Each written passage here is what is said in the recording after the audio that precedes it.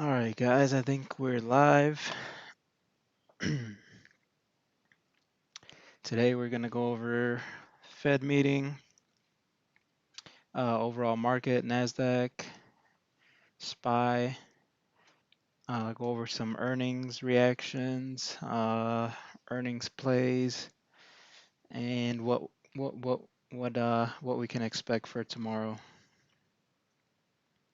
Is what we're going to go over. So let's see, let's wait a couple minutes, couple seconds to see if anyone's joining the live chat. All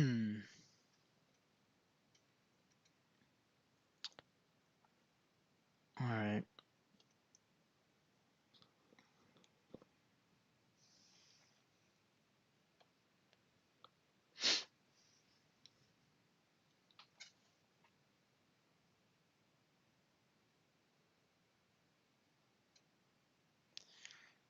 It doesn't look like there's anyone joining and joining the chat. Everyone lost their money today. I don't want to know anything about the market. All right, let's go ahead and record the video anyway. We'll see if anyone else joins. So today, in yesterday's video, what I had outlined was I was looking kind of at the 30-minute, 1-hour chart, and I was watching this tightening range, right? We broke it in the pre-market, so let me go over QQQ instead, and then we'll switch back to the futures once we get to the after hours thing. So for yesterday's video, what I was watching on yesterday's video was that tightening range that we talked about, right? So we talked about this tightening range right around we broke out of it in the pre-market, all right? And pre-market, you can see here, it's kind of bumping up against our resistance line. So let me change these colors a bit because it can be confusing what I'm looking at here. So obviously resistance, put that as red. And then support line can be green. And usually the colors, for me, I already know what they are, right? But I just put down the lines, whatever color they are. But we broke up here and we're coming up against this resistance in the morning. So I tried to send out a message to everyone that today we were probably going to stay still in a tightening range, but the range would be looking something like this. All right, until the Fed meeting, which was kind of on point, kind of not on point, because we did break out of it after the Fed meeting, but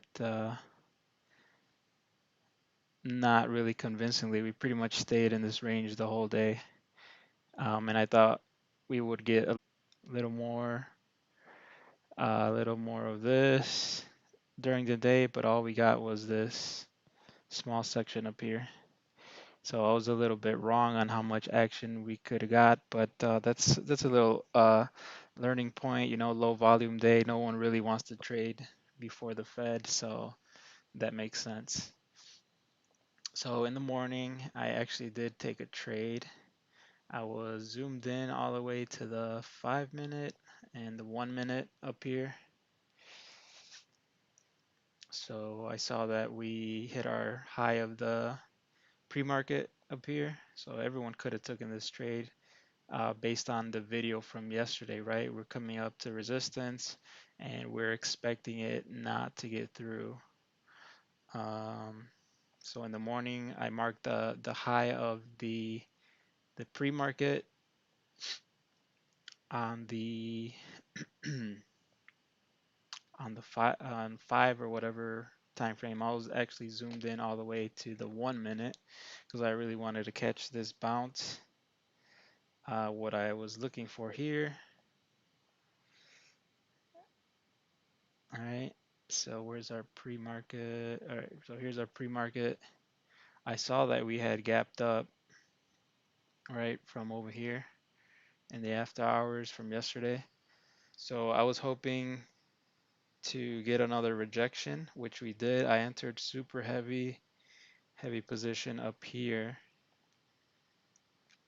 So I entered this position and I was looking to exit right away.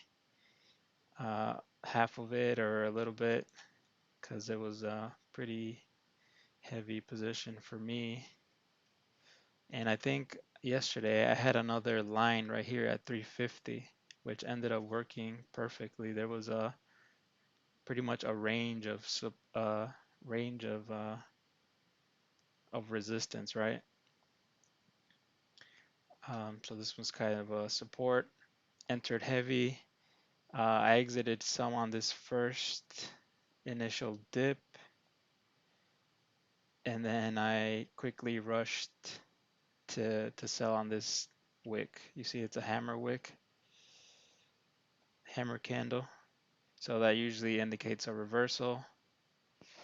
All right, that in that point we broke this um, high of the pre-market. All right, but we still rejected off our top level. So I played this one more time on the put side. Uh, Sold it. This time I played a little lighter and got in a little lighter and sold somewhere around this bounce because I was thinking this is gonna bounce, uh, might bounce up. I think I might have held and sold down here somewhere, but in the end, oh, actually no, I think I let it play out because I saw it was going down pretty good. Um, and then once we started getting back to the upside, I sold for, I don't know, not too much profit because I went small on this one. All right, so for the rest of the day, we pretty much,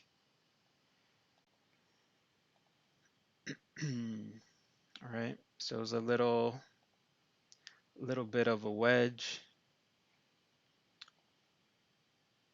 pattern that we tightened up into, and the Fed meeting was right around here, 1300. You see at the bottom, 1300. Volume is picking up, and if you guys remember from the video from yesterday, I said don't quote me on this, but what you're gonna want to do is play the second move. There's gonna be an initial move, and then there's going to be a secondary move. The secondary move will be the real move. And I posted posted a picture of last year's Fed meeting. So that was a good one for everybody to see. So I'll bring that here to the screen real quick. Hopefully you guys can see that. So last year we had this tightening range, and then the Fed meeting started and we dipped hard and then ran up. So right, first fake move down to the downside, and then we ran up. And this year, I saw that this was different, right? But I was still skeptical because we were breaking up past this range, this red line. All right, so what I did here was try to play both sides. I sniped this first one for a good win, and then I said, okay, maybe we really are going to the upside. Because the Fed meeting kind of seemed like nothing really new was going on, just the same increase that they had been talking about the whole time. So I played calls one more time down here, and I got um, I got caught right here. So I took a loss real quick here. Got out right there.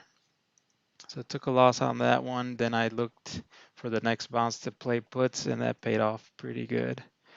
Got into puts, and I was looking for that gap fill that we were looking for earlier. Sold some on that gap fill, and held the rest through the end of the day. And I was also looking at other stocks that were kind of weak to play. I think I played, what did I play? I played a couple other names for not that much of a gain. And then towards the end of the day, um, I had mentioned yesterday would be good to play some calls as well, down at this range that we marked.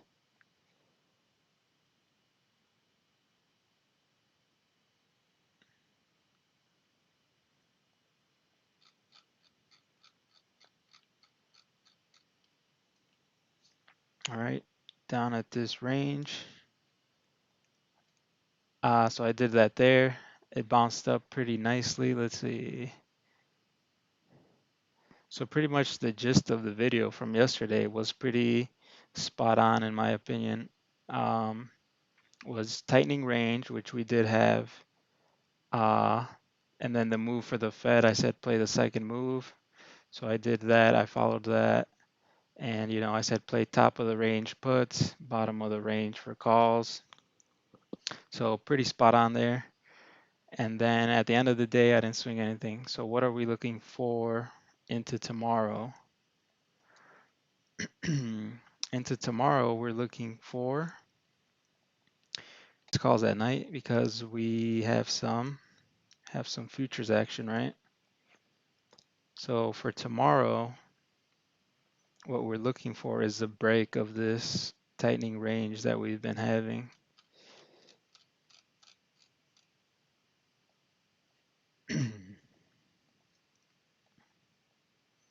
So we had these two bars that were inside of each other, and then this one broke out, right? But it's a fake breakout. Look at this wick, super high, very big upper wick, and then now it looks like we're going to the downside,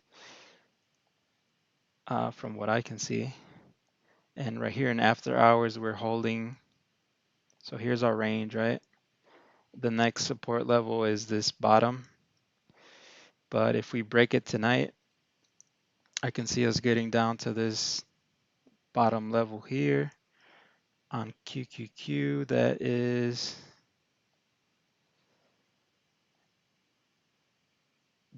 334. So we might get down to 334 tomorrow, guys. And if we do get a break of 334,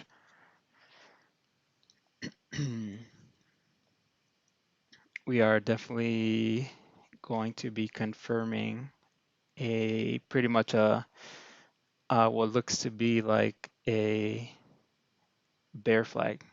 So if you guys can visualize this, that's the bottom of the range. Here's the top. And if we break down through this range, that would be confirming a bear flag. And it's a little bit more clear on SPY actually.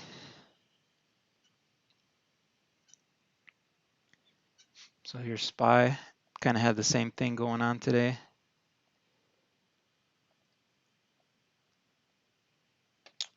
All right, so this is the range that I drew for the day. We broke through it, so this is not relevant anymore. And today we're right around this red line right here. So this is a support right now, but that might change tonight. So what I'm looking for in the morning is where we are relative to this bear flag pattern. All right, if we break that, we're gonna follow through down to the downside. So that'd be something to look at. And then obviously if we go up overnight, we bounce off this green line, then we'll look to either tighten up a little more. There's more earnings for QQQ and SPY companies, or break this top level. Okay, but as of right now, it's looking like we're gonna break down. All right, and this break needs to be pretty convincing, right? It needs to break through here with a lot of volume. It's going to be a lot of people looking at this level still. We're still looking for a daily bounce, as we mentioned on Monday or Tuesday. We've been looking for that daily bounce for a while. Okay, guys, so pretty much we're going to be looking for a break of this big wick.